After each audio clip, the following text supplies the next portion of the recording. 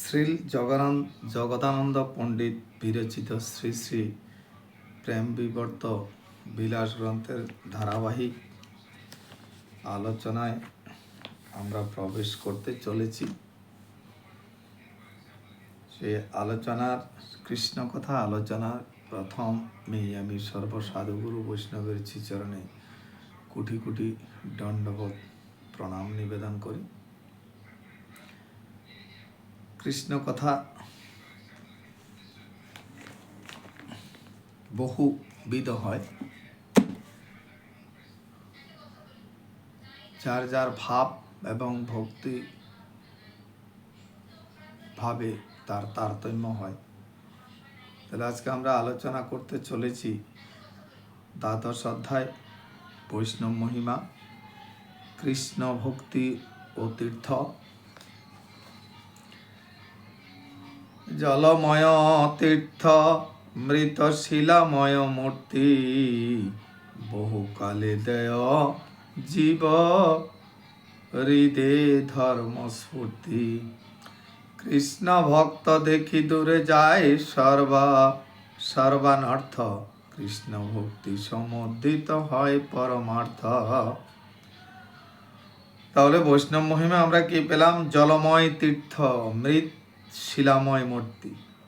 সে তীর্থ জলাকারে মরীচিকার মতো, জলময় তীর্থ, শিলা মৃত শিলাময় মূর্তি, এবং সেটা পাথরের মাটি শিলার মূর্তি হয়। বহুকাল দেয় জীব হৃদয়ে ধর্মস্ফূর্তি, বহুকাল থেকে হৃদয়ে সে ধর্মের জ্ঞান দেয়। কৃষ্ণ ভক্তি দেখি দূরে যায় সর্বানর্থ। মানব জীবনের যত অনর্থ আছে সেটাই একমাত্র কৃষ্ণ ভক্তি দ্বারাই দূর করা যায়, নির্মূল করা যায়। কৃষ্ণ ভক্তি সমুদ্ধিত হয় পরমার্থ, এবং কৃষ্ণ ভক্তির সমুদিত সর্বপ্রকার আলোচনা, দেহতত্ত্ব, আত্মতত্ত্ব, গুরু ভক্তি, সাধুজন ভক্তি সমুদিত হয়, সবার প্রতি সে ভক্তি জন্মে এবং পরমার্থ লাভ হয়। সাধু সঙ্গের ফল। সংসার ভ্রমিতে ভব ক্ষয়োন্মুখ যবে, সাধু সঙ্গ সংগঠন ভাগ্যক্রমে হবে।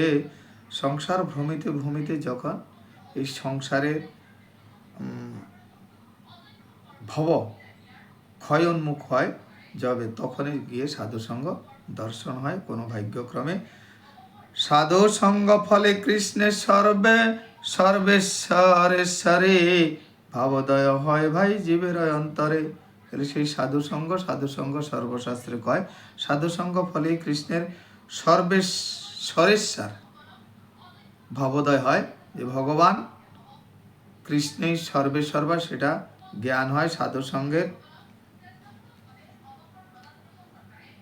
প্রভাবে, এবং জীবের অন্তর শুদ্ধ হয়। হরে কৃষ্ণ।